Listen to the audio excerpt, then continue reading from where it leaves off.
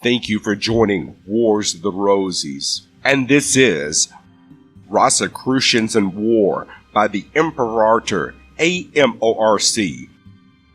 An article taken from Rosicrucian Digest of Volume 19, Number 12, January 1942.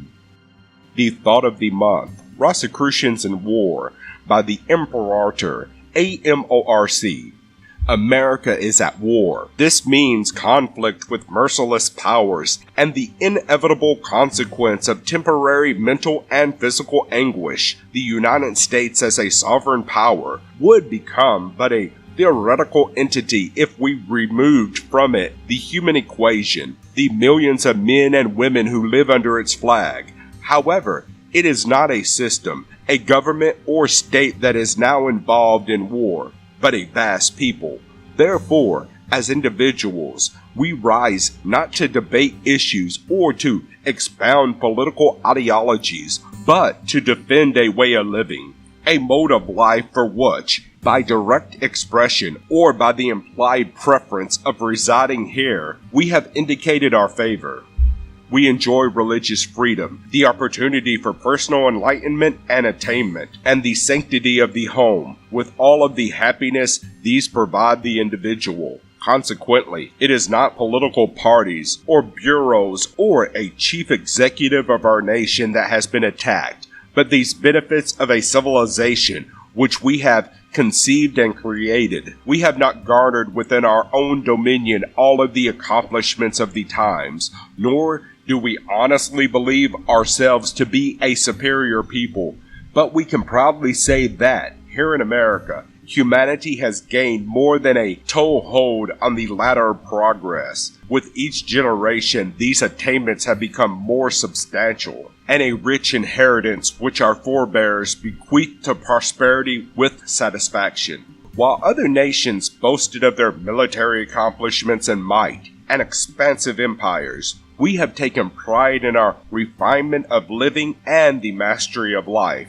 Has this ease of existence robbed us of the stamina and the courage with which we originally combated these factors above which we have arisen? Do we still possess the strength to make sacrifices, not for a vague ideal, but for the established, worthy realities which we call our everyday life in America? Do we still have the courage to face adversity with self-confidence and possible catastrophes with calmness and mental discipline? We must realize that this is not alone a war of self-preservation, but a test of our social order and that character which is said to be a product of our kind of civilization. As Rosicrucians, we are not demigods, but mortals, just like our next-door neighbors, but we have been given keys through our studies and our monographs to unlock natural forces within us. Forces, however, which all men possess. The knowledge and use of these powers makes us no exception to natural laws, nor does it afford us any immunity to the immutable effects. But it does guarantee us certain advantages. As Rosicrucians, we have the benefit of the high counsel of our teachings.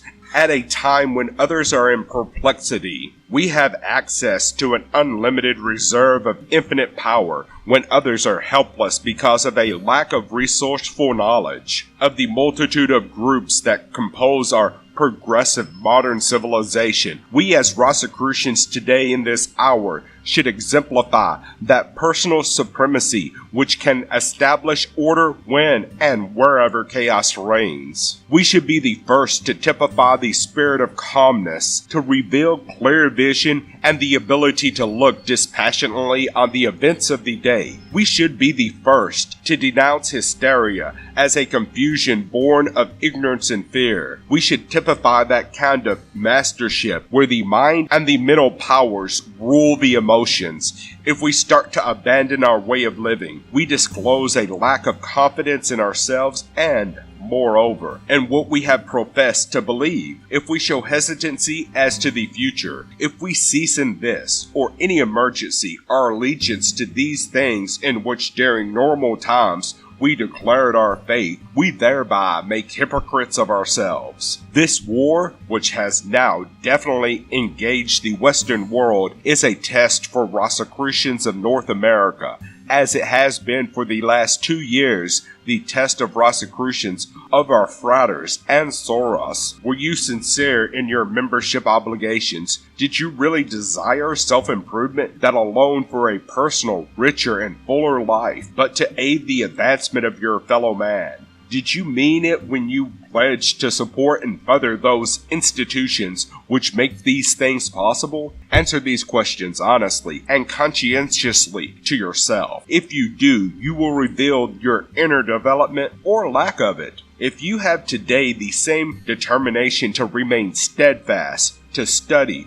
to pass on knowledge, and to support these sources of knowledge, as when you became a Rosicrucian member, you have experienced personal evolution and that strength of character for which Rosicrucianism stands. If you fear, if you seek isolation from all normal, worthy activities, even when your personal affairs have not been affected, financially or otherwise, you indicate your own failure, and that you have had but an objective understanding of the Rosicrucian teachings. The Rosicrucian order had its rebirth in America during the First World War. It had to begin its operations, establish lodges, issue literature, conduct lectures at a time of great national disorder and emergency. Its material resources were extremely meager, its membership but a paltry few, because of the inner convictions and cosmic strength of those members under the leadership of our late Imperator, Dr. H. Spencer Lewis. The order expanded, even in the face of the great adversary. Its principles were demonstrated through the courage and sincerity of those few fraters and sorors who constituted its membership.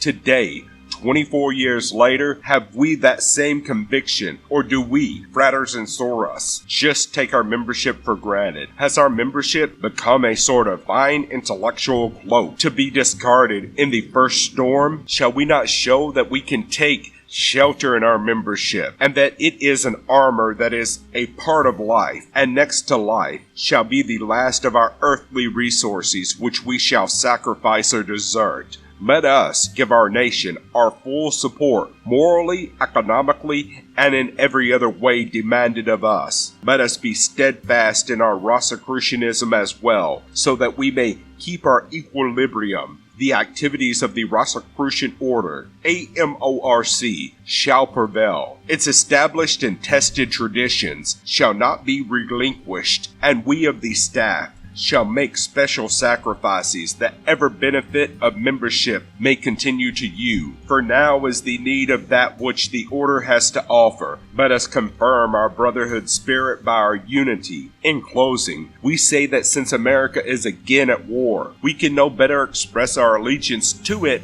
at this time as a fraternal order having its supreme temple in this land than to repeat the historical announcement of our late Imperator made upon the occasion of its entry into the First World War.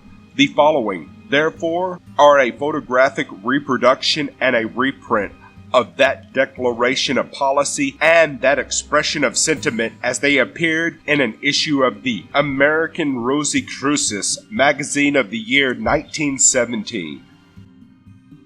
Thank you for watching, and please don't forget to share, like, subscribe, and comment. And if you can, please consider donating to Wars of the Rosies. Links to PayPal and Patreon are in the description.